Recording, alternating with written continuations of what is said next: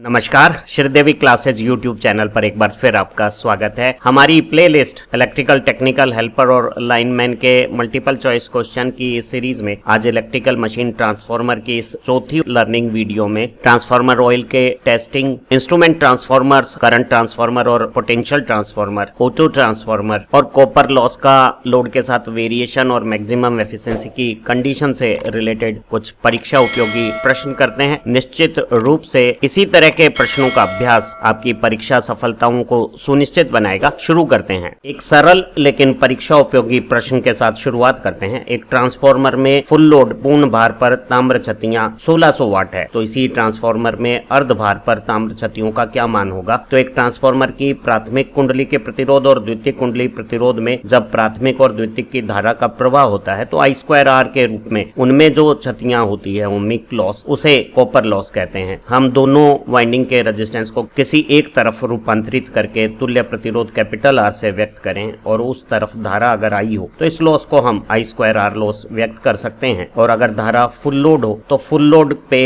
जो I2R है वो full load copper loss PCU full load कहलाएगा। अगर ट्रांसफार्मर में भार बदलता है और किसी एक X भार पे धारा का मान फुल लोड का X गुना हो, यहाँ इस केस में अगर अर्ध भार की स्थिति है तो X का मान 0.5 है, तो ऐसी स्थिति में X भार पे जो कॉपर लॉस है वो उस भार धारा के वर्ग के साथ I2R कैलकुलेशन से आ जाएगा और X भार की भार धारा फुल लोड भार धारा की X गुना है। और इसे अगर हम हल करते हैं तो X भार पर copper loss full load copper loss जो I full load square R है उसका X स्क्वायर गुना हो जाएगा। और अगर X का मान अर्ध भार के लिए 0.5 लें तो हम पाते हैं कि X भार पे कॉपर लॉस पूर्ण भार के कॉपर लॉस का आधे का वर्ग 1/4 रह जाएगा और 1600 का 1/4, यहाँ C हमारा 400 वाट सही ऑप्शन हो जाएगा। तो हम कह सकते हैं कि अगर ट्रांसफार्मर में धारा का मान बदलता है तो कॉपर लॉस धारा के वर्ग अनुपात में होता है और आधे भार पे आधे का वर्ग 1/4 ताम्र छतियां फुल लोड की बजाय 1/4 400 वाट रह गई हैं। अगर यही भार 1/4 रह जाता तो ये जो ताम्र छतियां हैं वो 1/16 1600 वाट की केवल 100 वाट रह जाती। तो हम पाते हैं कि एक ट्रांसफार्मर पूर्ण भार पे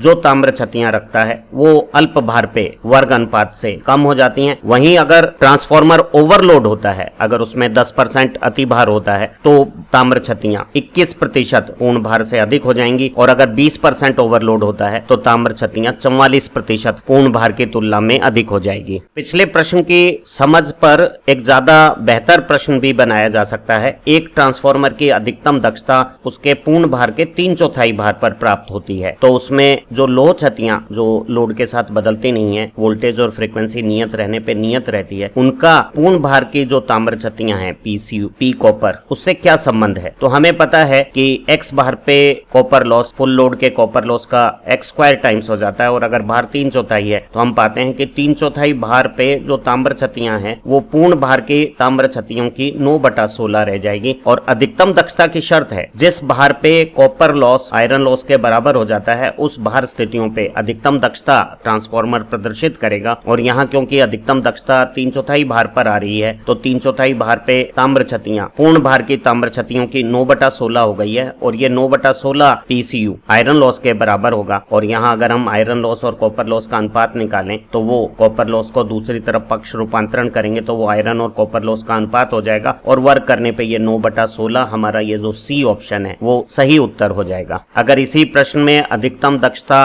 अर्ध भार पे आती तो आयरन लॉस और कॉपर लॉस जो फुल लोड पे है उसका अनुपात 1:4 हो जाता। तीसरा प्रश्न है, सभी पावर ट्रांसफार्मर में जो मेन ट्रांसफार्मर का तेल भरा टैंक होता है उसके ऊपर एक मुड़ी हुई पाइप लगाई हुई होती है और उस पाइप के दोनों मुंह पर एक स्टील की बारीक जाली बाह्य पदार्थों का तेल से मिलान ना हो उसे रोकने के लिए लगाई हुई होती है और दोनों तरफ जाली के साथ एल्युमिनियम की एक पतली फिल्म भी लगाई हुई होती है और इसे हम एक्सप्लोजन वेंट विस्फोट वेंट कहते हैं। प्रश्न है कि एक ट्रांसफार्मर के साथ एक्सप्लोजन वेंट क्यों लगाई जाती है। तो अगर यहाँ हवा को छोड़ने की बात हो तो कंजर्वेटर टैंक के साथ ये जो ब्रीदर लगाया हुआ होता है जिसमें सिलिका जेल भरा हुआ होता है वो हवा के निकास या प्रवेश के लिए इस्तेमाल किया जाता है। एक्सप्लोजन वेंट का हवा के छोड़ने से कोई संबंध नहीं है। ऊष्मा को बाह्य वातावरण में छोड़ने का काम ये रेडिएटर करते हैं, तो ऊष्मा छोड़ने और रिलीज करने से भी एक्सप्लोजन वेंट का कोई कनेक्शन नहीं है। ट्रांसफार्मर तेल के साथ मॉइस्चर ना मिले, मॉइस्चर को रोकने का काम ये सिलिका जेल करती है और नीले रंग की सिलिका जेल जब नमी मिली हुई हवा प्रवेश करती करती है तो नमी को अवशोषित कर लेती है और रासायनिक क्रिया करके जब उसकी नमी अवशोषक क्षमता खत्म हो जाएगी तो गुलाबी रंग ले लेगी और गुलाबी रंग का हीट ट्रीटमेंट या सिलिका जेल को बदल कर हम वापस नई ड्राई नीले रंग के सिलिका जेल लगा के नमी को भी रोक सकते हैं। तो एक्सप्लोजन वेंट है, यहाँ ABD तीनों से कोई संबंध नहीं रखती है, उसका संबंध प्रेशर को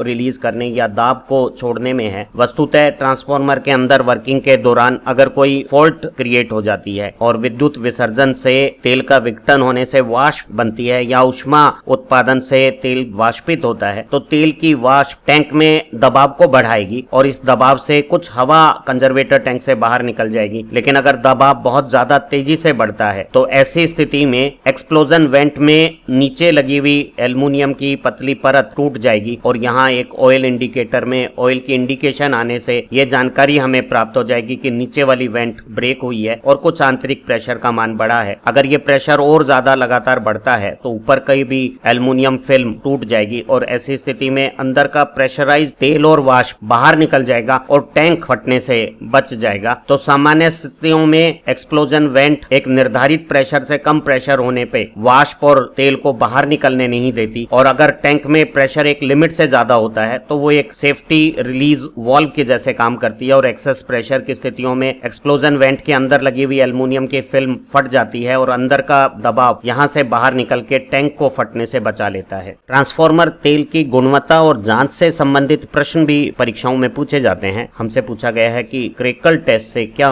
निर्धारित होता है। तो एक ट्रांसफार्मर तेल को अगर हम कुछ बूंदें एक हॉट प्लेट पे रखते हैं और उसे 400 डिग्री फ़ारेनहाइट या 200 डिग्री सेल्सियस पे गर्म करते हैं तो तेल में अगर पानी की मात्रा होगी, नमी की मात्रा होगी तो नमी की मात्रा पहले वाष्पित होगी और तेल की बूंदों में बुलबुले से बनने लगेंगे और पानी तेल के छींटे बिखेरने लगेगा, तेल स्पाइट्स करने लगेगा और पानी के वाष्पन होने से और अचानक बाहर निकलने से तेल की बूंदें तड़कने और उसमें दरारें आने लगेगी और इसी स्थिति को तेल में क्रैकल्स डेवलप होना कहते हैं। तो क्रैकल टेस्ट है वो तेल में नमी की मात्रा को जांचने का उपाय है और अगर किसी तेल में नमी की मात्रा ज्यादा है तो वो क्रैकल टेस्ट के दौरान तेल के तड़कने और छींटे बिखेरने की प्रक्रिया ज्यादा करेगी। वस्तुतः इंडियन स्टैंडर्ड के अनुसार एक तेल में पानी की मात्रा 10 लाख बूंदों में केवल 50 बूंदें 50 ppm मात्र होनी चाहिए और इतनी सूक्ष्म मापन को बहुत परिष्कृत कोलियोमेट्रिक जो कार्ल फिशर टाइट्रेटर है उन्हीं की मदद से किया जा सकता है। अन्यथा एक रफ एस्टिमेट क्रैकल टेस्ट से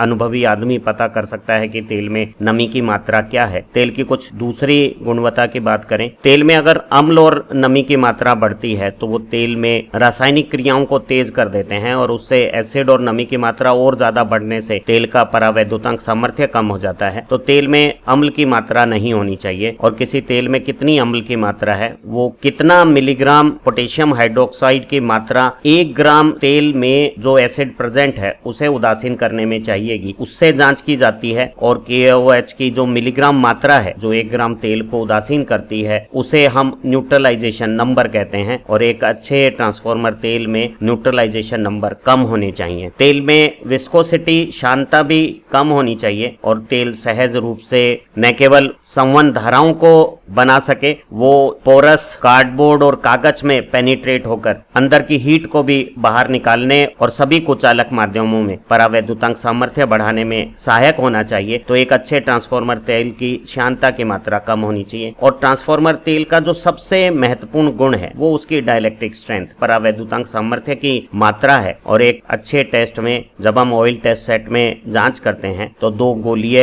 इलेक्ट्रोड जिनके बीच में 2.5 मिलीमीटर 2.5 mm का गैप है, वो तेल 30 किलोवोल्ट की अप्लाइड वोल्टेज पे भी ब्रेक डाउन नहीं होना चाहिए। अगर कोई तेल 30 किलोवोल्ट या उससे कम वोल्टेज पे ब्रेक डाउन हो जाता है 2.5 मिलीमीटर के गैप में तो वो बता रहा है कि उसकी डाइलेक्ट्रिक स्ट्रेंथ पर्याप्त नहीं है और ऐसे तेल की रिफाइनिंग या बदली करनी जरूरी है। ट्रांसफार्मर तेल के अभिलक्षणों से संबंधित अगला प्रश्न है कि एक ट्रांसफार्मर तेल का जो फ्लैश बिंदु है वो किस ताप से अधिक होना चाहिए। तो उत्तर है कि एक ट्रांसफार्मर तेल का फ्लैश बिंदु हर हाल में 140 डिग्री सेल्सियस से ज्यादा होना चाहिए। पहले फ्लैश बिंदु को समझ लेते हैं। फ्लैश बिंदु किसी तेल की वो स्थिति है, वो ताप क्रम है जिस पर तेल में स्थित जो हल्के हाइड्रोकार्बन होते हैं मेथेन और इथेन वो वाष्पित होने शुरू हो जाते हैं और उनकी वाष्प अगर पास में कोई ज्वाला स्थिति है तो वो फ्लैश पैदा कर सकती है। आमतौर पे ट्रांसफार्मर का जो फुल लोड पे वर्किंग टेम्परेचर है वो तेल में 105 से 110 डिग्री सेल्सियस जैसी ताप स्थितियां बनाकर रखता है और किसी भी हाल में ये जो ताप है वो 130 डिग्री सेल्सियस से हमेशा कम होना चाहिए। लेकिन फॉल्ट जैसी कंडीशंस पे, शॉर्ट सर्किट या एक्सेस ओवरलोड कंडीशंस में ये ताप 140 डिग्री सेल्सियस तक अगर पहुंच भी जाए तब भी फ्लैश बिंदु का 140 डिग्री सेल्सियस से अधिक होने पर हाइड्रोकार्बन का वाष्पन नहीं होगा और किसी भी तरह के फ्लैश होने की स्थितियां नहीं होने से ट्रांसफार्मर सुरक्षित रहेगा। पांचवा प्रश्न एक सामान्य ट्रांसफार्मर की बजाय एक विशेष प्रकार के ट्रांसफार्मर पर आधारित है और पूछ रहा है कि किस प्रकार के ट्रांसफार्मर में द्वितीयक कुंडली का विभव का मान प्राथमिक कुंडली के विभव के बराबर होता है। तो ये आइसोलेशन ट्रांसफार्मर हैं जिनमें प्राइमरी और सेकेंडरी में फेरे इस तरह से संयोजित किए जाते हैं कि जो प्राइमरी में अप्लाइड वोल्टेज है वही सेकेंडरी के टर्मिनल के वोल्टेज पे आ जाती है। हम सेकेंडरी के फेरों को हल्का सा प्राइमरी से ज्यादा लेते हैं ताकि इनहेरेंट इंटरनल वोल्टेज रेगुलेशन को भी कंपनसेट किया जा सके और प्राइमरी और सेकेंडरी दोनों में वोल्टेज के लेवल एक समान प्राप्त हो सके। पर पहले दूसरे विकल्प ए, बी और डी को भी देख लेते हैं। ऑटो ट्रांसफार्मर ऐसा विशेष प्रकार का ट्रांसफार्मर है जिसमें प्राइमरी और सेकेंडरी आपस में इलेक्ट्रिकली भी कनेक्ट रहती हैं और इसमें चालन और ट्रांसफार्मर के अन्योन प्रेरक दोनों प्रभाव से ऊर्जा का रूपांतरण होता है और ये स्टेप अप प्रकार के सेकेंडरी के विभव को प्राइमरी से अधिक और स्टेप डाउन वाले सेकेंडरी के विभव को प्राइमरी से कम कर देते हैं। तो इनमें दोनों तरफ के विभव बराबर हो ये जरूरी नहीं है। वहीं नियत विभव ट्रांसफार्मर, कांस्टेंट वोल्टेज ट्रांसफार्मर फेरो रेजोनेंस पर आधारित ऐसा एक वोल्टेज स्टेबलाइजर है जिसमें वाइंडिंग के साथ पैरेलल में लगा हुआ कैपेसिटर विशेष इनपुट वोल्टेज और फ्रीक्वेंसी पे अनुनादी स्थितियां बनाता है और कोर ओवर वोल्टेज में सैचुरेशन और अंडर वोल्टेज कंडीशन में लीनियरिटी बनाती हुई आउटपुट की वोल्टेज को इनपुट की वोल्टेज वेरिएशन होने के बावजूद भी नियत रखती है। सीवीटी के बारे में एक बेहतरीन वीडियो हमारे यूट्यूब चैनल पर आप प्राप्त कर सकते हैं। इंस्ट्रूमेंट ट्रांसफार्मर मापन और बचाव प्रक्रियाओं में इस्तेमाल होने वाले विशेष प्रकार के ट्रांसफार्मर हैं जो पावर सिस्टम की हायर वोल्टेज के मापन और बचाव को सामान्य परास के मापक यंत्रों और रिले की मदद से सहज और सुरक्षित बना देते हैं। तो यहाँ वो ट्रांसफार्मर जिसमें प्राइमरी और सेकेंडरी दोनों तरफ वोल्टेज सेम रहती हैं और दोनों में इलेक्ट्रिक आइसोलेशन है, कोई आपस में विद्युत संपर्क नहीं है, उसे आइसोलेशन ट्रांसफार्मर कहते हैं। एक प्रश्न हो सकता है कि जब वोल्टेज का लेवल बदल भी नहीं रहे तो हम इस तरह के आइसोलेशन ट्रांसफार्मर का इस्तेमाल क्यों करते हैं? तो कुछ मेडिकल इक्विपमेंट में इलेक्ट्रिक शॉक की रिस्क को हटाने के लिए हम आइसोलेशन ट्रांसफार्मर का इस्तेमाल करते हैं। हमें मालूम है कि हमारा जो पावर सिस्टम है उसका न्यूट्रल अर्थ किया हुआ होता है, लेकिन जब हम आइसोलेशन ट्रांसफार्मर करेंगे तो हमारे सामान्य फेज जो हॉट वायर है और न्यूट्रल जो ग्राउंड कनेक्टेड वायर है उसके बजाय ये दोनों लाइन टर्न्स रेशो के हिसाब से विभवांतर बनाने वाली लाइनें हो जाएंगी और इनमें से कोई भी ग्राउंड से कनेक्टेड नहीं है। ग्राउंड से प्राइमरी और सेकेंडरी में आइसोलेशन होने के कारण कोई सेकेंडरी साइड में कनेक्शन नहीं रहेगा। तो कोई ह्यूमन ऑपरेशन की कंडीशन में किसी भी एक लाइन तार से जुड़ेगा तो उसका ग्राउंड के साथ कोई क्लोज सर्किट नहीं बनेगा और उसे इलेक्ट्रिक शॉक नहीं लगेंगे। आइसोलेशन ट्रांसफार्मर की एक दूसरी application multi stage electronic amplifier की कपलिंग में हो सकती है जिसमें दोनों स्टेज के डीसी बाइसिंग को सेपरेट रखते हुए एक स्टेज के इलेक्ट्रिक सिग्नल को हम दूसरी स्टेज पे ट्रांसफार्मर की युग्मन के द्वारा भेज सकते हैं। छठा प्रश्न पूछ रहा है कि ऑटो ट्रांसफार्मर का क्या उपयोग है? ऑप्शन है कि ये केवल स्टेप अप उच्चाई ट्रांसफार्मर के जैसे इस्तेमाल होता है और दूसरा बी ऑप्शन है कि ये एक स्टेप डाउन वोल्टेज को घटाने के काम आता है। पर सच्ची बात यह है कि एक ऑटो ट्रांसफार्मर जिसमें प्राइमरी और सेकेंडरी का कुछ हिस्सा आपस में इलेक्ट्रिक कॉमन होता है और प्राइमरी और सेकेंडरी के बीच में मैग्नेटिक कपलिंग के साथ साथ इलेक्ट्रिक चालन की भी संबंध होती हैं और ऐसे ट्रांसफार्मर में अगर सेकेंडरी में फेरे प्राइमरी की सप्लाई वोल्टेज से अधिक फेरों के साथ लोड को कनेक्ट कर रहे हैं तो वो स्टेप अप का काम करेंगे और अगर प्राइमरी की सप्लाई वोल्टेज में जो फेरे हैं उससे कम फेरे सेकेंडरी के लोड को कनेक्ट कर रहे हैं तो वो स्टेप डाउन का काम करेंगे। तो हमारे जो ऑटो ट्रांसफार्मर हैं वो दोनों स्टेप अप और स्टेप डाउन काम करते हैं और इन स्थितियों में हम पाते हैं कि वो हिस्सा जो प्राइमरी और सेकेंडरी दोनों में कॉमन है उसमें धारा का मान लो वोल्टेज की हाई करंट और हाई वोल्टेज की लो करंट के डिफरेंस के बराबर है, चाहे ये स्टेप अप ट्रांसफार्मर हो या स्टेप डाउन ट्रांसफार्मर हो। और ऐसी स्थिति में इन फेरों के काट क्षेत्रफल को हम धारा अंतर के अनुसार कम रख सकते हैं और हमारे टोटल ट्रांसफार्मर की वाइंडिंग में कॉपर की एक इफेक्टिव सेविंग प्राप्त हो जाती है। प्राइमरी और सेकेंडरी दोनों में कुछ हिस्सा कॉमन होने से इस उभयनिष्ठ हिस्से में जो फ्लक्स लिंकेजेज है वो 100% रूप से अन्योन फ्लक्स होगा। क्षरण फ्लक्स नहीं होने से इनमें क्षरण प्रतिघात के मान कम होने से वोल्टेज रेगुलेशन की समस्याएं भी कम होती हैं। तो जो एक 2 वाइंडिंग ट्रांसफार्मर की बजाय ऑटो ट्रांसफार्मर में कॉपर की इफेक्टिव सेविंग होने से साइज छोटा हो जाता है, कॉस्ट कम हो जाती है, एफिशिएंसियां ज्यादा हो जाती हैं और इनमें वोल्टेज रेगुलेशन भी बेहतर है। और ऐसे ऑटो ट्रांसफार्मर दोनों स्टेप अप और स्टेप डाउन काम में आ सकते हैं और यहाँ हमारा सी सही विकल्प है। 7वां प्रश्न पूछ रहा है कि जो ऑटो ट्रांसफार्मर होते हैं जिनमें प्राइमरी और सेकेंडरी में कुछ हिस्सा आपस में उभयनिष्ठ विद्युत चालन रूप से संयोजित होता है, उसके क्या नुकसान है। तो अगर हम विकल्प देखें, पहला विकल्प कहता है कि ऑटो ट्रांसफार्मर में एक 2 वाइंडिंग ट्रांसफार्मर की तुलना में हानि अधिक होती है। ये एक गलत विकल्प है। कारण यह है कि जो कॉमन हिस्सा है उसमें जो धारा का मान है वो लो वोल्टेज की ज्यादा करंट और हाई वोल्टेज की कम करंट के अंतर के बराबर है और कम धारा के ये चालक न केवल आकार, वजन और लागत में कम खर्च में बनाए जा सकते हैं, कम धारा के कारण इस हिस्से में ओमिक लॉस भी कम होंगे। वहीं हमने 2 वाइंडिंग की बजाय एक ही वाइंडिंग से काम चला लिया है, तो अगर फेरा अनुपात 1 के करीब है तो हम एक इफेक्टिव कॉपर की मटेरियल और लागत में तो सेविंग करते ही हैं, कॉपर लॉसेज में भी सेविंग प्राप्त हो जाती है। दूसरा ऑप्शन कह रहा है कि एक ऑटो ट्रांसफार्मर 2 वाइंडिंग ट्रांसफार्मर की तुलना में अधिक भार और लागत के हैं। ये भी एक गलत कथन है। हमारी वाइंडिंग में इफेक्टिव कॉपर सेविंग होने से जो विंडो एरिया की रिक्वायरमेंट है वो कम होने से हम कोर में विंडो छोटी बनने से मैग्नेटिक सर्किट की लेंथ को कम कर सकते हैं, उससे हल्की मैग्नेटिक सर्किट की लागत में भी कमी आएगी और कॉपर में जो सेविंग हुई है उससे कॉस्ट में इफेक्टिव रिडक्शन होता है। ओवरऑल कुछ वेट भी ऑटो ट्रांसफार्मर का 2 वाइंडिंग ट्रांसफार्मर से कम होता है। तो ये जो दूसरा विकल्प है ये भी गलत विकल्प है और ये तीसरा विकल्प भी गलत विकल्प है, क्योंकि ये जो उभयनिष्ठ सेक्शन है इसमें किसी भी प्रकार का क्षरण फ्लक्स या क्षरण प्रतिघात का असर नहीं होगा। यहाँ 100% फ्लक्स अन्योन फ्लक्स होगा। कब क्षरण प्रतिघात होने से वोल्टेज रेगुलेशन की प्रॉब्लम भी कम होगी। तो एक ऑटो ट्रांसफार्मर में वोल्टेज रेगुलेशन बेटर है, कम अमाउंट का है, इसका वोल्टेज रेगुलेशन कतई पुअर नहीं है। 2 वाइंडिंग ट्रांसफार्मर की तुलना में ऑटो ट्रांसफार्मर को ये तीनों लाभ हैं, नुकसान नहीं है। ऑटो ट्रांसफार्मर में लॉसेज कम होंगे, उसका वेट और कॉस्ट खासतौर से कॉपर के लागत में भारी कमी होगी और इसका वोल्टेज रेगुलेशन भी बेटर है। जो एकमात्र नुकसान है ऑटो ट्रांसफार्मर का वो ये है कि अगर इस उभयनिष्ठ भाग में कोई ओपन सर्किट कंडीशंस आ जाती हैं तो हाई वोल्टेज की जो वोल्टेज है वो एलवी साइड में लोड के अक्रॉस आ जाएगी और दोनों वाइंडिंग में कोई विद्युत अलगाव, इलेक्ट्रिक आइसोलेशन नहीं है, तो लो वोल्टेज के